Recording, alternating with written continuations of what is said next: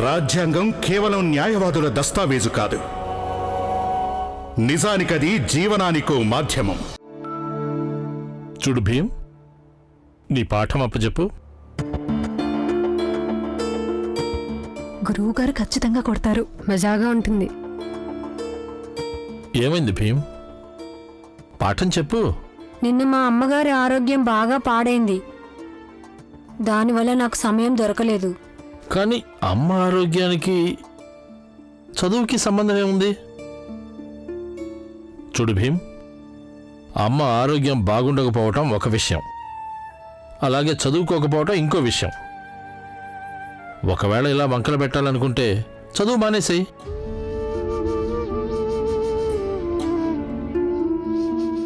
అయినా మీ వాళ్ళలో నుంచి చదువుకోవటానికి ఎంతమంది వస్తున్నారు ఇక్కడికి? వెళ్ళింటికెళ్ళు, వెళ్ళి మీ అమ్మకి సేవ చేసుకో. గురువుగారు, కొంచెం సమయం ఇవ్వండి, ఇప్పుడే గుర్తు చేసుకుని చెబుతాను. భీమ్, ఇది గుర్తు చేసుకునే సమయం కాదు, అర్థం చేసుకోవలసిన సమయం. నువ్వు ఆలస్యం చేశావు. ఎవరైతే కాలంలో వెనకబడతారో వాళ్ళకి నా తరగతిలో ఎలాంటి స్థానం లభించదు. ఇవాళ నువ్వు నా తరగతిలో కూర్చోవద్దు, వెళ్ళు, బయటికెళ్ళు.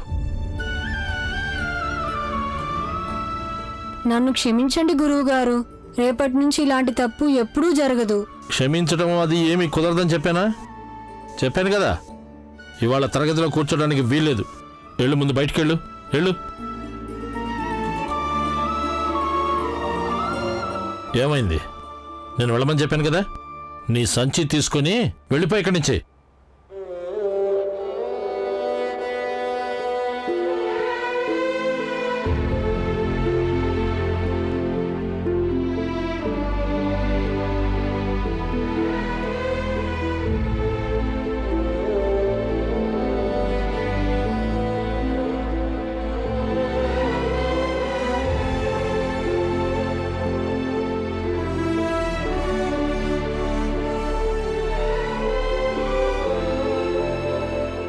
నువ్వెక్కడికి వెళ్తున్నావు?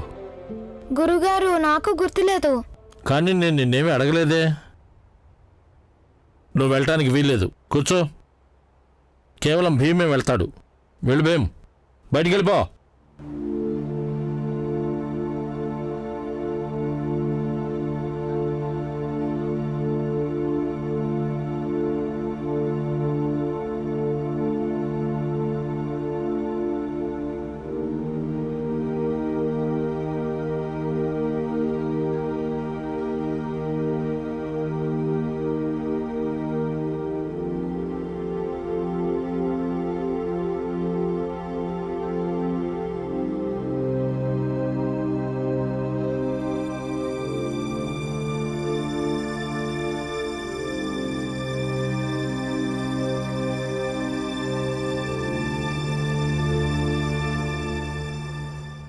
భీమ్రావ్, నాకు తెలుసు నువ్వు ఇంటికెళ్ళవని, కానీ నేను నిన్ను తరగతి లోపల గదిలో కూడా రానివ్వను. ఎందుకంటే అమ్మకి ఆరోగ్యం పాడవటానికి చదువుకి ఎలాంటి సంబంధం లేదని నువ్వు తెలుసుకోవటం ముఖ్యం. అయినా ఒకవేళ ఉన్నా కూడా నువ్వు ఆ సంబంధాన్ని తెంచాల్సి ఉంటుంది. ఎందుకంటే నువ్వు వజ్రానివి. అలాగే వజ్రాన్ని సానబెట్టడం అవసరం. నువ్వు చదువుకోవాలి భీమ్. దారుణమైన పరిస్థితుల్లో కూడా నువ్వు చదువుకోవాలి.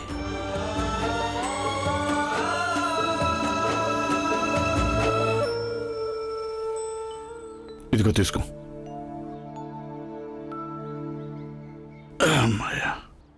నేనంటే చదువు సంధ్య లేనివాణ్ణి. కష్టపడి కూలి పనిచేసి డబ్బు సంపాదిస్తున్నాను. నువ్వేమో సుబేదార్వి. నాలాగా కూలి పనిచేసి ఎక్కడ సంపాదిస్తావు? అది కాకుండా నువ్వేమో నీతి నిజాయితీలంటూ వాటిని పట్టు కూర్చుంటావు. మరి నీకు సరిపడే పని ఎక్కడ దొరుకుతుంది చెప్పు? ఒకవేళ నీకు పని దొరికిందే అనుకుందాం, నువ్వు అక్కడ ఎక్కువ రోజులుంటావనే నమ్మకం లేదు నాకు. చూడు పురంజన్, నేను మోసపు పని గాని తప్పుడు పనులు గాని నిజంగానే చేయలేను. కానీ ఏదైనా పని చేస్తాను. నువ్వు ఏ పని అయితే చేస్తావో ఆ పని కూడా చేస్తాను. నీకేమైనా పిచ్చి పట్టిందా? సుబేదర్ వయ్యుండి నేను చేసే పని చేస్తానంటావా? ఎంత తప్పుగా ఉంటుంది. వద్దొద్దు, నేను నీకోసం వేరే ఏదైనా పని వెతుకుతాను. నువ్వేం బాధపడకు. ఒకవేళ నీకేదైనా డబ్బు అవసరమైతే గనక నేనేదో విధంగా డబ్బు ఏర్పాటు చేస్తాను. చూడు పురంజన్, నాకు నచ్చిన పని వెతుక్కునేంత సమయం లేదు నా దగ్గర. నువ్వు ఏ పని చేస్తావో నేను కూడా ఆ పనితోనే మొదలు పెడతాను. అయినా పనిలో ఎక్కువ తక్కువ అనేది ఏమి ఉండదు. వద్దు అనొద్దు. నీకు తెలుసుగా నాదెంత పెద్ద కుటుంబం.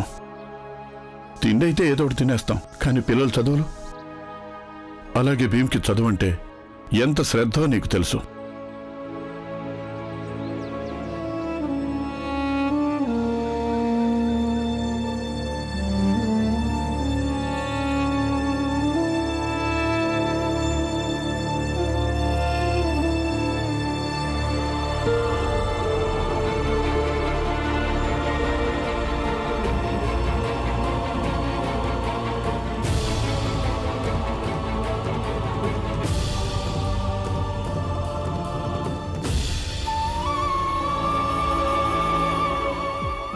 పిల్లలు, భారతీయుల చరిత్ర అత్యంత గౌరవప్రదమైనది.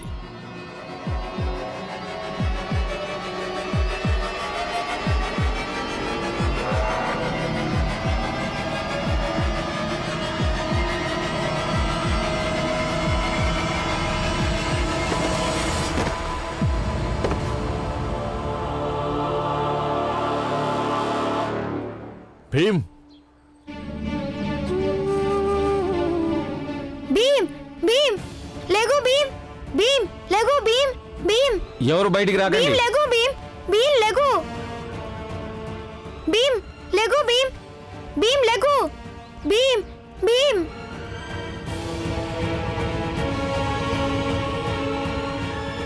భీమ్ పైకిలే. బాలా అన్నయ్య, త్వరగా లోటాతో నీళ్లివ్వు. భీమ్ మూర్చిపోయాడు, త్వరగా ఇవ్వు. క్షమించండి గురువుగారు, నేను మీకు ఈ లోటా ఇవ్వలేను. ఈ లోటాతోనే స్కూల్లో పిల్లలందరూ నీళ్లు తాగుతున్నారు. గురువుగారు, మీరు బొంగుతో దీన్ని తయారు చేశారు కదా, దీంతో తీసుకెళ్ళండి. కానీ అలాగే ఇవ్వు.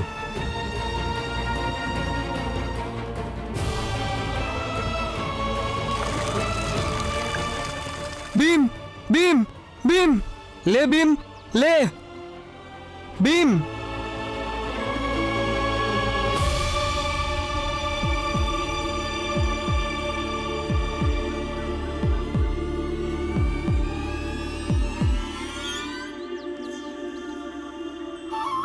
భీమ్ భీమ్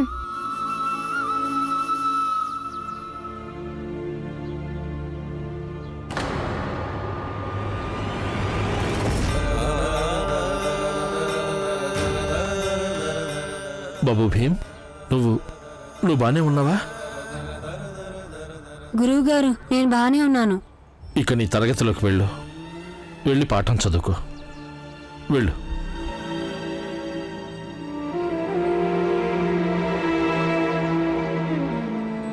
ఇక వీడి పని అయిపోయింది. ఇక మీరు ఇంటికి వెళ్ళి శుభ్రంగా స్నానం చేసి రండి. అలా మాట్లాడతారండి మాస్టర్ గారు? మీరు ఈ విద్యాలయం అనే ఆలయంలో అధ్యాపకులు. కొంచెమైనా సిగ్గుండాలి. తర్వాత సిగ్గుపడదాంలేండి మనం. ఇక మీరు వెళ్ళి స్నానం చేసి రండి. మీరు తాకారుగా వాడిని, మేమందరం కూడా చూసాం.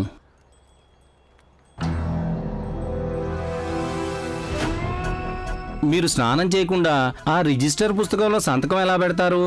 మీరు స్నానం చేయక తప్పదండి.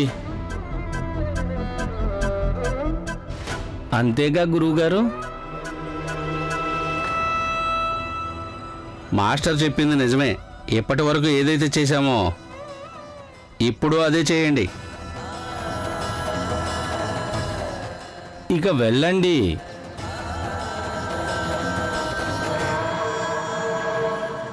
బానే ఉన్నావా భీమ్? నీకెక్కడా దెబ్బ తగలలేదు కదా?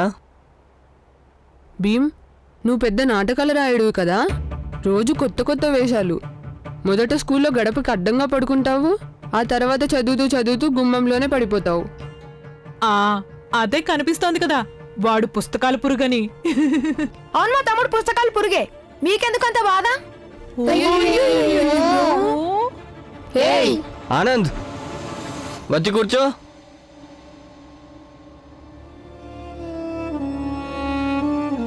ఆనంద్, నువ్వు వాళ్ళనేం చేయొద్దు, సరేనా?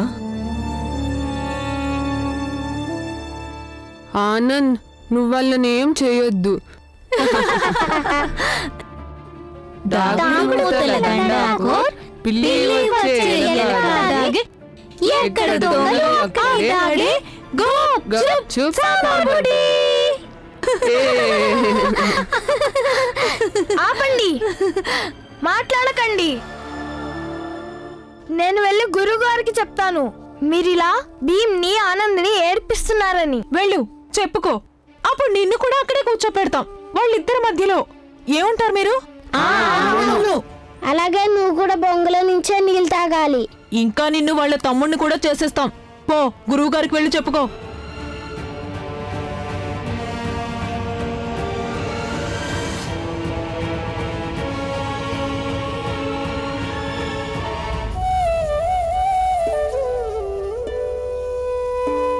భీమ్, ఇప్పుడు నీకు బానే ఉందిగా? బానే ఉంది. భీమ్, నువ్వు అవసరానికి మించి ఆలోచిస్తున్నావు. అందుకే నీ ఆరోగ్యం పాడైంది. నా మాట విను, నువ్వు కాస్తంత సరదాగా ఉండు. అంతేగా మరి. భీమ్, చిన్నప్పుడు కేవలం చదువు సంధ్యలు పుస్తకాలు మాత్రమే సరిపోవు. ఇంకేముంటాయి? అరే చాలా పనులుంటాయి. పిచ్చుకల వెనక పరిగెత్తడం ఉంటుంది, నదుల్లో ఈదడం ఉంటుంది, తోటలో దూరి మామిడికాయలు కోసుకొని తినడం ఉంటుంది, రోడ్ మీద వెళ్లే వాళ్ళని ఏడిపించడం ఉంటుంది, అడవిలోకి వెళ్ళి రేక్కాయలు రేక్ పండ్లు కొయ్యడం ఉంటుంది. ఇదిగో వినండి, తోటలోకి వెళ్ళి కోసుకుంటే బాగుంటుంది. వెళ్దామా? వేరొకరి తోటలో మామిడికాయలు కోయడం సరైన పని కాదు కదా. అంతా సరైనది అవుతుంది. మనం కేవలం 3 కాయలే కోద్దాం. 1, 2, 3. కేవలం మన ముగ్గురికే. ఇంకేంటి మరి? 3 కంటే ఎక్కువ పక్షులే తింటాయి. మనం తింటే చెట్టు ఖాళీ అయిపోతుందా ఏంటి? బాలన్నయ్య, ఆనందన్నయ్య, మీ ఇద్దరితో పాటు కలిసి నేను రానంటే రాను. నువ్వు మా తమ్ముడివి కాదా? తప్పు చేసేటట్టయితే కాదు.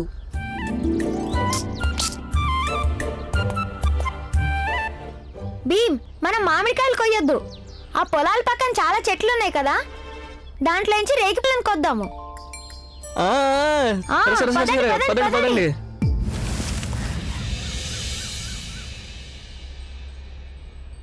రామ్జీ, ఇక్కడ పని దొరికే అవకాశం ఉంది, కానీ మన జాతి ఏంటో చెప్పకూడదు.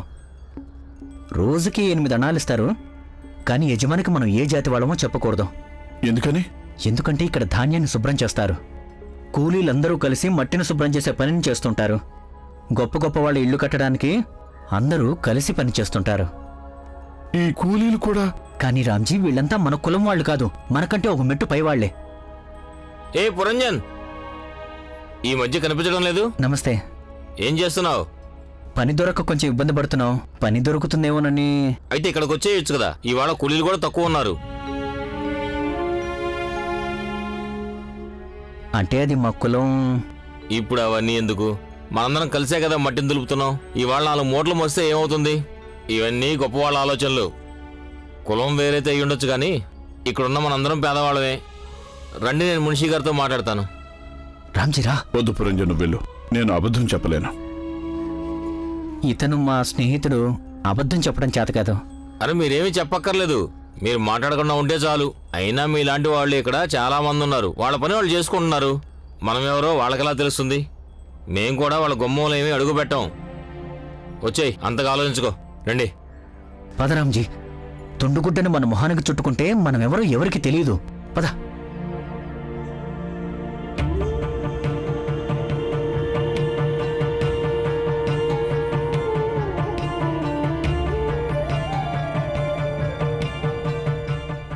ఏంటి? కూలి పని కోసం వీళ్ళిద్దరిని తీసుకొచ్చాను. ఎవరు? కొత్త వాళ్ళు, మా తాలూకా వాళ్లే. సరే, పేర్లు చెప్పండి. అయ్యా, నా పేరు పురంజన్ అండి.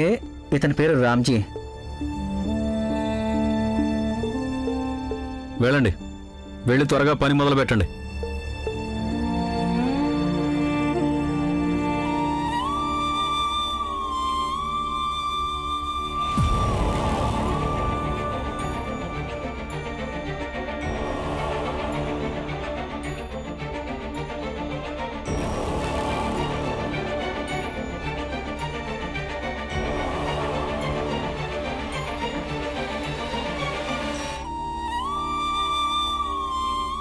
అరే పదండి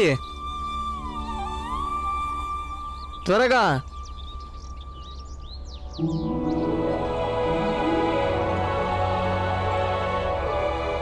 బాగా దట్టంగా ఉంది, ఎలా వెళ్తాం? వెళ్దాంలే. భీమ్ నువ్వు ఇక్కడే ఉండు, మేము రేగుబళ్ళు కోసుకొస్తాం. ఓయ్ ఎక్కడికి వెళ్తున్నారు? ఎందుకు? మేము ఏదో ఒకటి చేస్తాం, మీకేం సంబంధం? చూడు, ఒకవేళ యజమాని వచ్చాడంటే మీరు బాగా దెబ్బలు తింటారు. ఈ అడవి ఎవరిది కాదు. ఇందాకిక్కడ మేకలు తిరగడం నేను చూశాను. ఆ మేకలు మీవై ఉండవు, పెద్ద కులం వాళ్ళవై ఉంటాయి.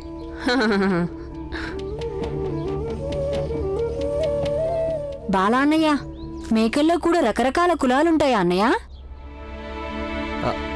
అరే వాడు పిచ్చాడు, ఏదోటి వాగుతూనే ఉంటాడు. ఈ చెట్ల గురించి ఎవ్వరు ఏమీ అడగరు. పద ఆనంద్, రేగుబళ్ళు కోసుకొద్దాం పద. భీమ్, ఒకవేళ ఎవరైనా వస్తే అప్పుడు మమ్మల్ని పిలువు, సరేనా?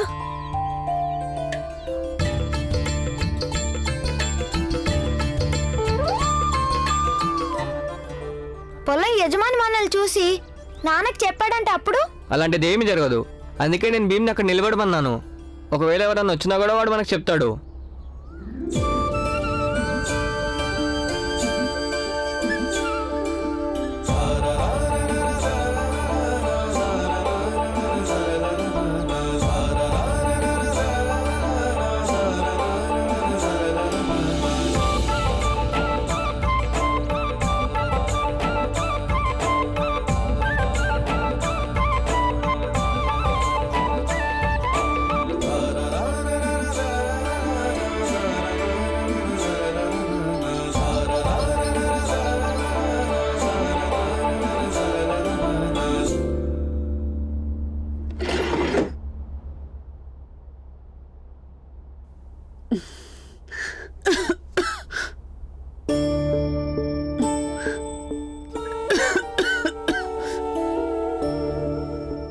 నగలు తీసుకెళ్ళి అమ్మేసి డబ్బులు తీసుకురావద్దునా. నువ్వేం మాట్లాడుతున్నావు వదినా? నువ్వేమనుకుంటున్నావు? నాకు తెలీదనా నా వైద్యం కోసం నిన్న ఈ నగలు తాకట్టు పెట్టడానికి వెళ్ళారని? ఆయన తాకట్టు పెట్టిన నగలకు వడ్డీ కింద చాలా డబ్బులు కట్టాల్సి ఉంటుంది. వడ్డీల భారం మనం భరించలేం. వదినా, కొద్ది రోజుల పాటే కదా, అన్నయ్య పెన్షన్ రావడం మొదలైతే మొత్తం సర్దుకుంటుంది. నేను కూడా అదే కోరుకుంటున్నా వదినా, అంత బాగుండాలని.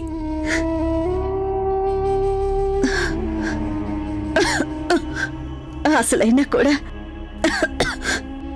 భర్త బాధపడుతుంటే నేను మాత్రం నగలు అలంకరించుకొని అటు ఇటు తిరగలనా? అలాంటి మాటలు మాట్లాడకు. ఈ నగలు నీ సొంతం. ఇంకా ఆడపిల్లలకు పెళ్లిళ్ళు చేయాల్సింది ఇవన్నీ వాళ్ళ కోసమే కదా. మీరిద్దరు ఇక్కడేం చేస్తున్నారు?